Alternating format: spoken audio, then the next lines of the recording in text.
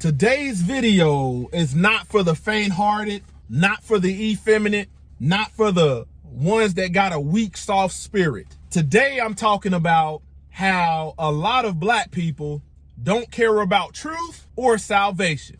Let's talk about it.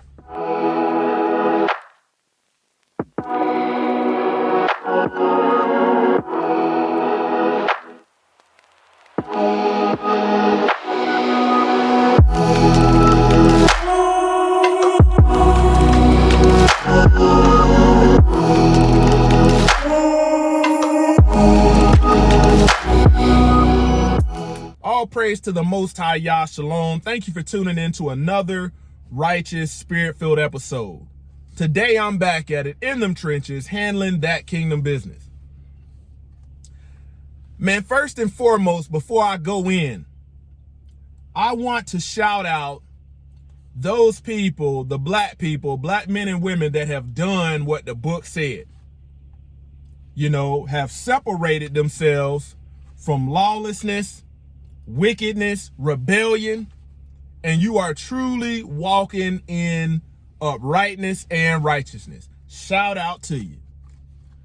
But majority of the times when I put something out and I know it will manifest demons if you need deliverance, man, there's oftentimes black women and black men that get in the comments and say some of the most ignorant, rebellious, reprobate, and selfish stuff.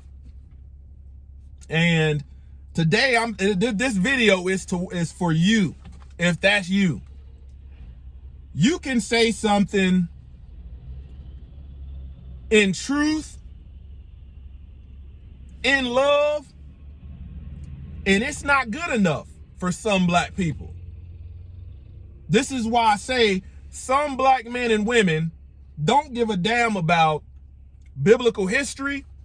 They don't give a damn about truth, and they damn sure don't give a damn about salvation. They just want their ears tickled. Only thing they care about is their wicked ass feelings and trying to justify them. Man, how many times have black people grown up and sit in these churches to get their ears tickled and continue to do this, and you're not learning anything?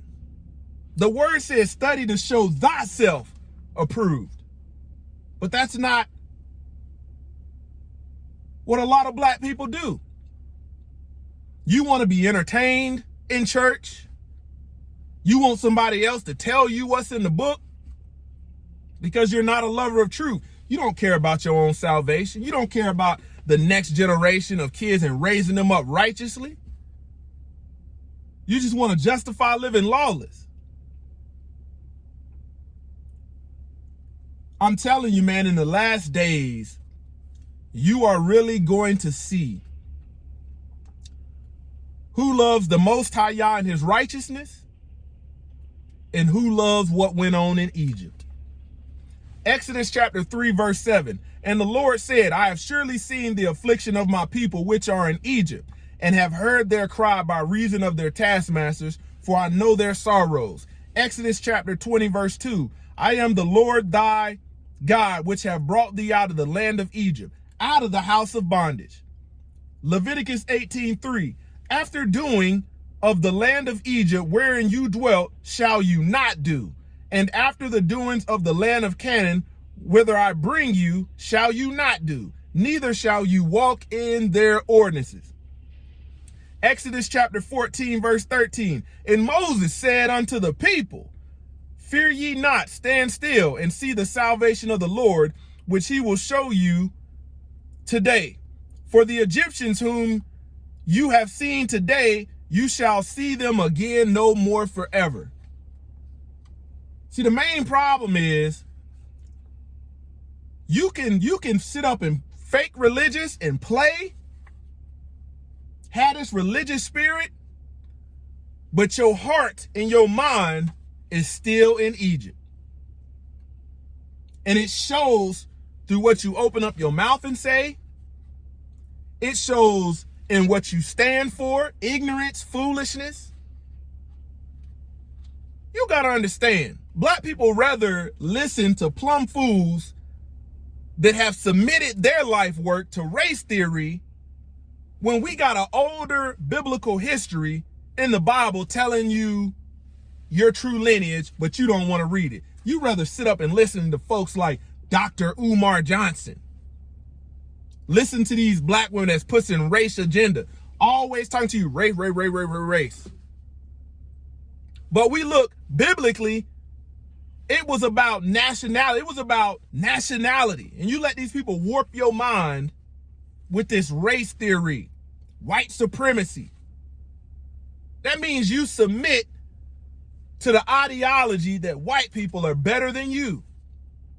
And I've done Sabbath day teachings on where race and race theory originated and when it came about in history. It's not that old. Okay? So now we're looking at it in the last days. You know, we're seeing all of these tattoos, and it's getting more. You have a lot of our black women going out and getting these doggone tattoos, getting them on their face. The black men been doing it. It's one thing to have the truth and turn from your wicked ways, but it's another thing to doggone be promoting it. It's another thing to be promoting it. You see what I'm saying? All right. What culture started tattoos? And I want you to think about this. If we would have been doing something righteous in Egypt as a people, there would have been no need for the Most High to deliver us out of there, to remove us from that bondage. What culture started tattoos? The earliest examples of tattoos can be traced back to Middle Kingdom period of ancient Egypt. Several mummies exhibiting tattoos have been recovered to the date around the time 2160 to 1940 before Christ. And then later on in history, the Romans and Greeks adopted this lawless practice. The word prohibits it. Okay, what does a septum ring or nose ring mean on a woman or a man? A septum piercing signifies self-expression, uniqueness, and rebellion. So you got to think, it started off that little doggone Tupac putting a little jewelry in your nose. Nowadays, we got a lot of black women walk around with these damn bull nose. And the word talks about it. These folk cannot be reading their Bibles. That's how you know we're in the last days. Self-expression, uniqueness, and rebellion. Most of y'all ain't never told you to do none of that. Egyptians believed that piercings had protective qualities and brought good fortune. They adorned themselves with intricate ear, nose, navel, and often using gold and precious stones. The pharaohs, revered as gods, also embraced body piercing as a symbol of their defined status. All this damn history in the Bible, and you know what? Oftentimes, black people reject it. Why? To be able to keep their lawless ass style. Lawless ass style. A lot of black people will get the truth and say, nah, man, I don't really care nothing about that. And keep going on in wickedness. That's why a lot of black people suffer. Okay, let's look at this. What culture invented fake nails? Ancient Egyptians. As far as 5000 BC, Egyptian women used artificial nails as a way to showcase their wealth and status. Popular items included nutshells, gold, ivory, and bone. Their nails were exceptionally long because they didn't have to worry about manual labor like their peasant counterpart. Anytime you see these women with these super long nails, fake false nails, David said, I hate every false way. Oftentimes there's going to be a rebellious, reprobate, slothful, lazy spirit behind it.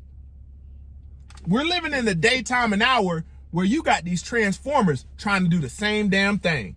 Now, I believe what the books say. Man, I did a video talking about this woman reacting to this black woman talking about she don't feel feminine in her wigs. And there was one or two sisters that was walking in truth that commented and acknowledged the truth, especially coming from the Most High Yah. But there was more than a few reprobate sisters, lawless, that was commenting on all kind of foolishness. Love yourself and what does it matter? And this and that. That's why I tell you, a lot of black people do not care about truth. They don't care about salvation. Where in the whole of the Bible did it tell you to try to go and save all black people? I want to be with those that want to be saved, that want salvation, and are willing to live a lifestyle of being set apart in order to have it. Not these people that want their ears tickled and to justify their own wickedness. What culture started wigs? Man, we got black women out here. We got men out here. I did a video on these men wearing doggone, getting weaves glued into their head. Foolishness. Black women, you mention something with a wigs, it's all of a sudden you anti-black women. No, I'm anti you following the damn way of the Egyptians. What culture started wigs? Throughout history, wigs have often had a deep-seated cultural and societal value with correlation to wealth and positions of power. Okay? The art of wig making can be dated back to ancient Egypt. The earliest specimen was found in a female burial at Hierakonpolis, dating from 3400 BC. The minute I mention something about wig wearing, there's always a black woman in the comments saying some foolishness, pushing the way of the Egyptian, not the way of truth.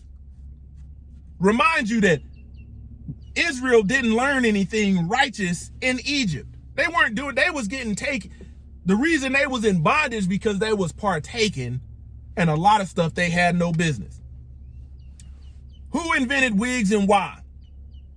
3400 BC, wigs were first discovered in ancient Egypt, and they were inspired by the hot sun and desert. Managing hair in those weather conditions was hard, so the Egyptians shaved their hair. So I want you to think about this, because a lot of black women will come back and say, well, it's a protective hairstyle, and that'll be the stance they take, not having no damn truth. Not having no truth. Where does weave come from? The majority of human hair used in wigs and extensions come from India and China.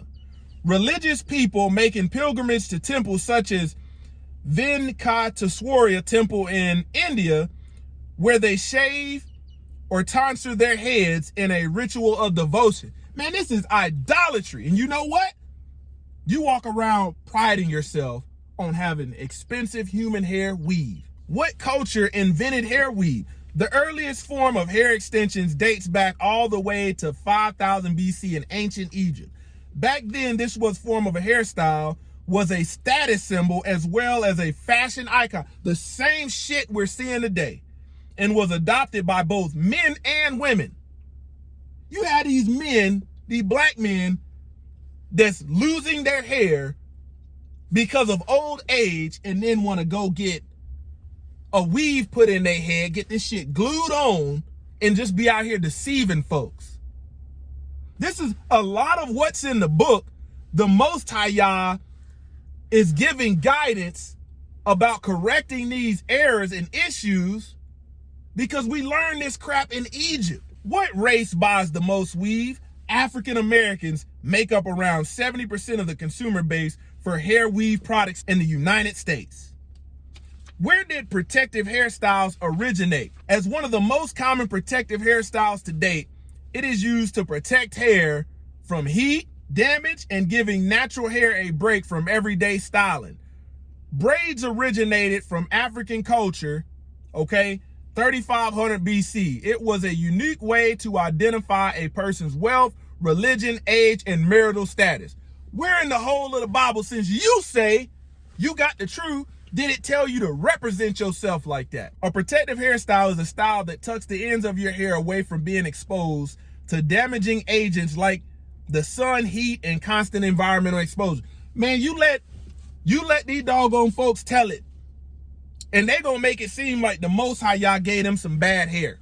That's what they're going to make it. And we got to do all this and wear all these weeds. No, you want to be like a damn Egyptian. Okay, we look in the book of Enoch and see that the fallen angels was the one that taught all this makeup, this cosmetics, these tinctures, this sorcery. What culture first used makeup? Ancient Egypt. One of the earliest cultures to use cosmetics was ancient Egypt, where both Egyptian men and women used makeup to enhance their appearance. The Most High Yah ain't never told you to enhance your doggone appearance. He told you to make sure you enhance your spirit. The first cosmetics appeared 5,000 years ago in Egypt. You look at the gospel saying Kurt Franklin. There are pictures of this man wearing lipstick. You look at the modern black woman. Anytime I make a video talking about makeup, you always got some damn lawless woman in the comments. This stuff doesn't come from nowhere good. And it's so bad. You want to be an Egyptian so bad, you will wear a face full of makeup, the damn church. I cannot make this up. Man, when you think about all of these men, once I found out the truth about wearing earrings as a man and where that started from, I said, the hell with this. The hell with this. All of these men, these little earrings that men is wearing with the cross and all of that, trying to be in style, where you think that come from? Egypt. Egypt. There's pictures showing the Egyptian man being very vain, the Egyptian women being very vain. I'm telling you, man, I can't make this up. That's why I'm not in the business of trying to save all black people. I'm not in the business. Man, if you want to get saved and have salvation, you will doggone accept truth, receive truth, and live in truth, and walk in righteousness. Be a doer of the word. 1 Peter chapter 3, verse 3 through 4. Do not let your adorning be external, the braiding of the hair and putting on of gold jewelry or clothing you wear, but let your adorning be the hidden person of the heart, which is the imperishable beauty of a gentle and quiet spirit, which in God's sight is very precious. The Most High Yah's sight is very precious. What are these women walking around trying to do? Trying to justify externally adorning themselves. That's what they live their life trying to do. John chapter 14, verse 17. I believe what the book says. Even the spirit of truth, whom the world cannot receive, because it see him not, neither know him, but you know him, for he dwell in you and shall be in you. I believe all of that. Then listen to man, you got, right now we're in a trend in the black community of black people being woke. Everybody wanting to be spiritual. You got people looking up to fools like Kevin Gates for spiritual guidance. I tell you, you got all this history in the Bible, but won't nobody damn read it. 2 Thessalonians chapter 2, verse 11 through 12. And for this cause, God shall send them a strong delusion, that they should believe a lie, that they all might be damned who believe not the truth, but had pleasure in unrighteousness. Man, that right there, when the word says, come out from among them, be ye separate, lest you take part in the plagues. A lot of this stuff that black people experience come from wanting to run back to Egypt. You don't have righteousness in your heart. You don't have a spirit of truth in your heart. You feel with the spirit of the Egyptian. Man, when we look at single motherhood, man, there's always, in the black community, there's always black women promoting single motherhood. But guess what? Historically, man, when it comes to single motherhood and the history behind it, we got to look no further than the Egyptians, because they promoted the same way. All that idolatry, being vain, being fake and false. And here we go, more than 12 million single mothers in Egypt. But guess who's the ringleader? Guess who's the ringleader following and taking the doggone torch on this?